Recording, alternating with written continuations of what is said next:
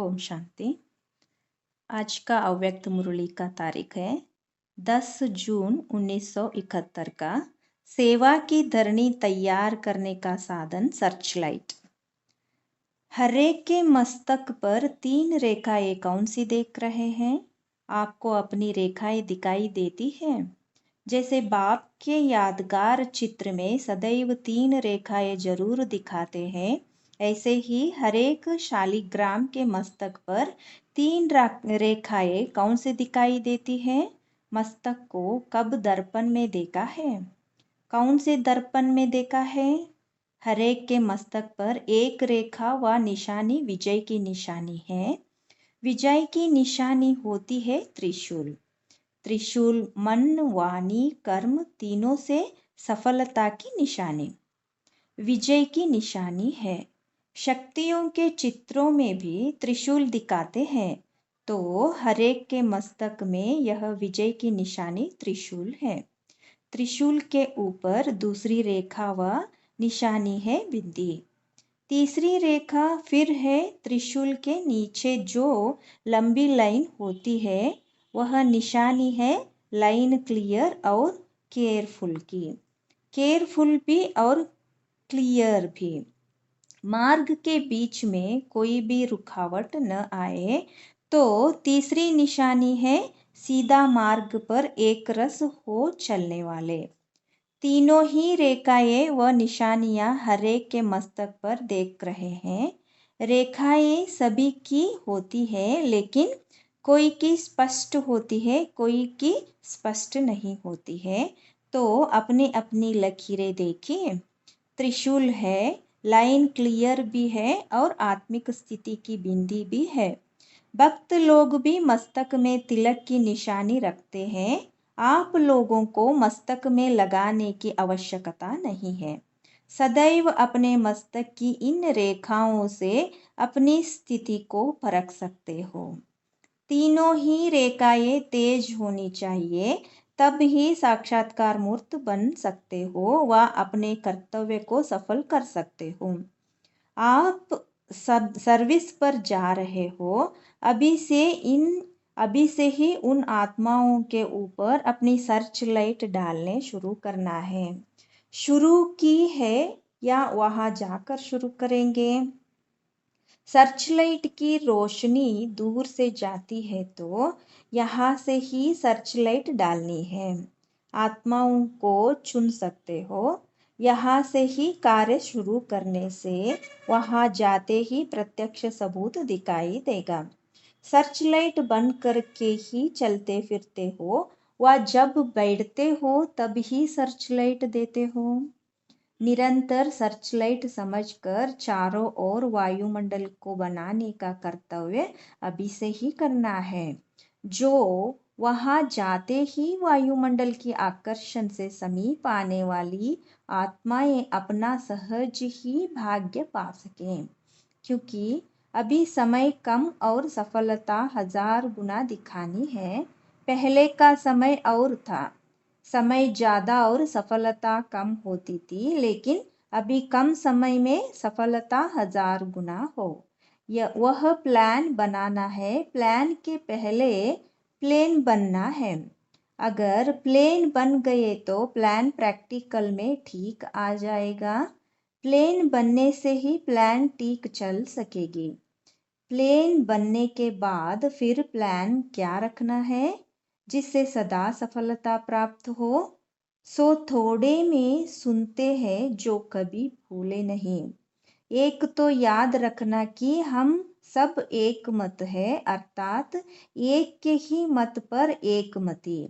दूसरी बात, वाणी में भी सदैव एक का ही नाम बार बार अपने को व दूसरों को स्मृति में दिलाना है। तीसरी बात, चलन अथवा कर्म में इकानमी हो। न सिर्फ तन में इकानमी करनी है, लेकिन वाणी में भी इकानमी हो। संकल्प में भी इकानमी, समय में भी इकानमी, तो चलन में सभी प्रकार की इकानमी हो। यह तीनों ही बातें एक मति, एक का नाम अर्थात एक नामी और फिर इकानमी। यह तीनों ही बातें सदैव स्मृति में रख फिर कदम उठाना व संकल्प को वाणी में लाना है। कोई भी लेन देन करते हो तो उसी समय एक स्लोगन याद रखना है, बालक सो मालिक। जिस समय विचारों को देते हो तो मालिक बनकर देना चाहिए, लेकिन जिस समय फाइनल होता है उस समय फिर बालक बन जाना है। सिर्फ मालिकपन भी नहीं, सिर्फ बालकपन भी नहीं। जिस समय जो कर्म करना है उस समय वही स्थिति होनी चाहिए। और जब भी अन्य आत्माओं की सर्विस करते हो तो सदैव यह भी ध्यान में रखो कि दूसरों की सर्विस के साथ अपनी सर्विस भी रखनी है। आत्मिक स्थिति में अपने को स्थित रखना, यह है अपनी सर्विस। पहले यह चेक करो कि अपनी सर्विस भी चल रही है। अपनी सर्विस नहीं होती तो दूसरों की सर्विस में सफलता नहीं होगी। इसलिए जैसे दूसरों को सुनाते हो ना कि बाप की याद अर्थात अपनी याद व अपनी याद अर्थात बाप की याद, इसी रीति से दूसरों की सर्विस अर्थात अपनी सर्विस, यह भी स्मृति में रखना है। जब कोई भी सर्विस पर जाते हैं तो सदैव ऐसे समझो कि सर्विस के साथ साथ अपने भी पुराने संस्कारों का अंतिम संस्कार करते हैं। जितना संस्कारों का संस्कार करेंगे उतना ही सत्कार मिलेगा।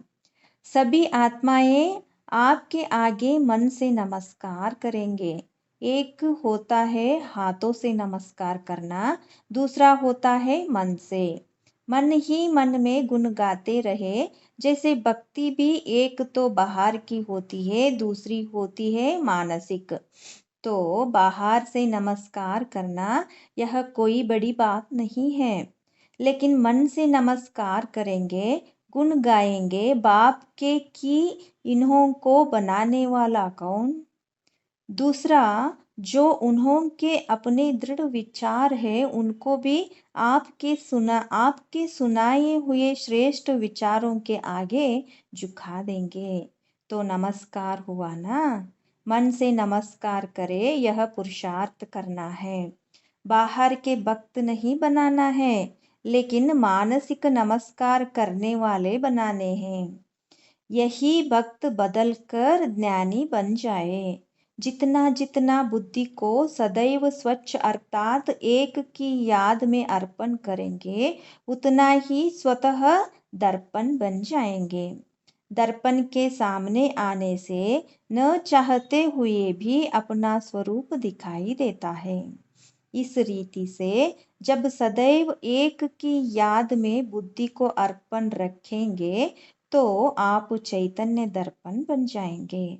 जो भी सामने आएंगे वह अपना साक्षात्कार व अपने स्वरूप को सहज अनुभव करते जाएंगे। तो दर्पण बनना जिससे स्वतः ही साक्षात्कार हो जाए, यह अच्छा है ना। दूर से ही मालूम पड़ता है ना कि कोई सर्च लाइट है। भले कहाँ भी कितने भी बड़े संगठन में हो, लेकिन संगठन के बीच में दूर से ही मालूम पड़े कि यह सर्च लाइट है, अर्थात मार्ग दिखाते रहे। आप लोग नॉलेज और याद की सर्च लाइट द्वारा मार्ग दिखाने वाले सर्च लाइट हो। और जब दृढ़ संकल्प करके जाते हैं तो संकल्प से स्वरूप बन ही जाएंगे। संकल्प है कि हम विजयी रत्न हैं, तो स्वरूप भी विजय का ही बन जाता है।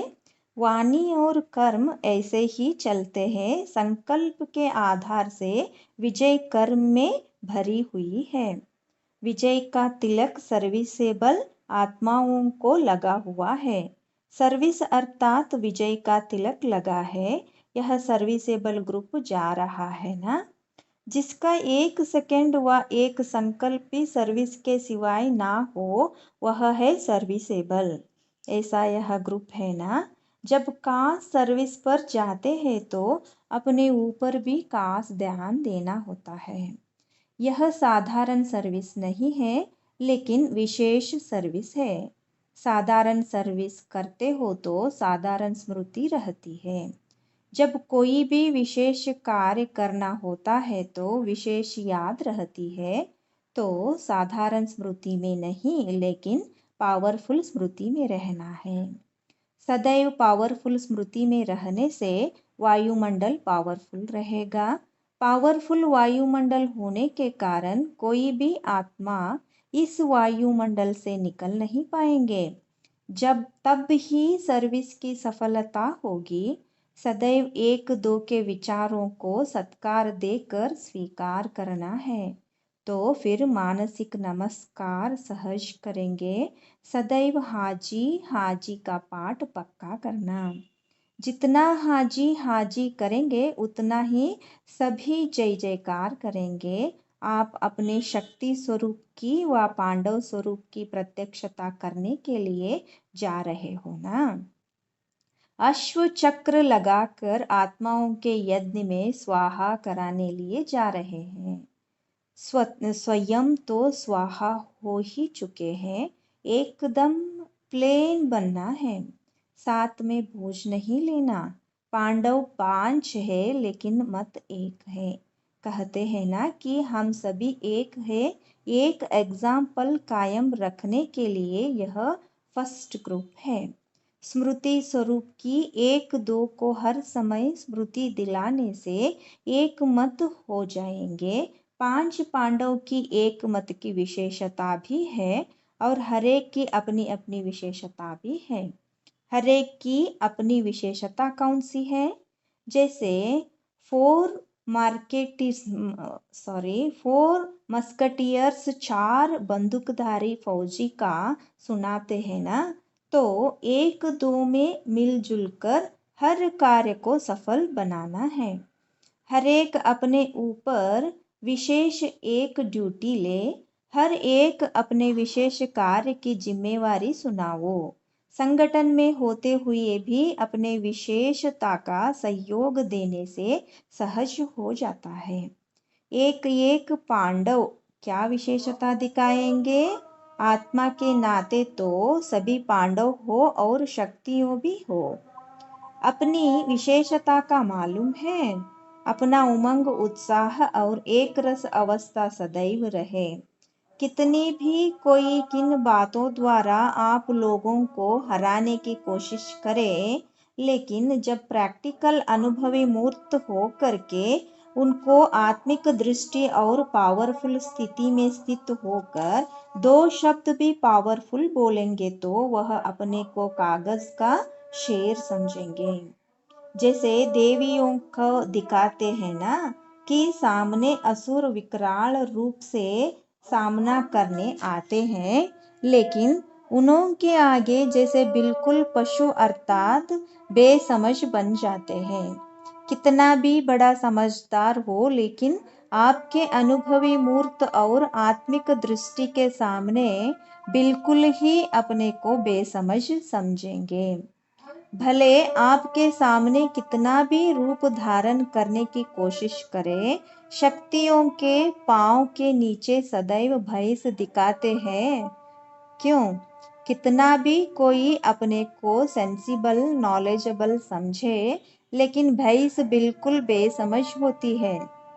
बनकर एक रूप आए और बन जाएंगे दूसरा रूप। शक्तियों का यादगार दिखाते हैं ना। असुर सामना करने विकराल रूप धारण कर आते हैं, लेकिन जब शक्तियों का तीर लगता है तो फिर दूसरा रूप हो जाता है। इसलिए सदैव यह याद रखना कि हम ऑलमाइटी अथॉरिटी के द्वारा निमित्त बने हुए हैं। ऑलमाइटी गवर्नमेंट के मैसेंजर हो। कोई से भी डिस्कस में अपना माइंड डिस्टर्ब नहीं करना है। नहीं तो वो लोग साइंस की शक्ति से संकल्पों को भी रीड करते हैं। इसलिए कभी भी कोई बात का आवाज भी आए तो अपने को डिस्टर्ब नहीं करना। अपने चेहरे पर व मन की स्थिति पर अंतर न लाना। मंत्र याद रखना। जैसे कोई वाणी से व और तरीके से वश नहीं होते हैं तो मंतर जंतर करते हैं तो जब देखो ऐसी कोई बात सामने आए तो अपने आत्मिक दृष्टि का नेत्र और मनमनाभव का मंत्र प्रयोग करना तो शेर से भैंस बन जाएंगे। जादू मंत्र तो आता है ना, यहाँ से ही सभी सिस्टम निकली है। मंत्र चलाना रिद्धि सिद्धि भी यही से है, निकली है। अपनी आत्मिक दृष्टि से अपने संकल्पों को भी सिद्ध कर सकते हो। वह है रिद्धि सिद्धि और यहाँ विधि से सिद्धि। शब्दों का अंतर है। रिद्धि सिद्धि है अल्पकाल, लेकिन याद की विधि से संकल्पों और कर्मों की सिद्धि है अविनाशी। यह रिद्धि सिद्धि यूज करते हैं और आप याद की विधि से संकल्पों और कर्मों की सिद्धि प्राप्त करते हो। अच्छा, ओम शांति, धन्यवाद बाबा।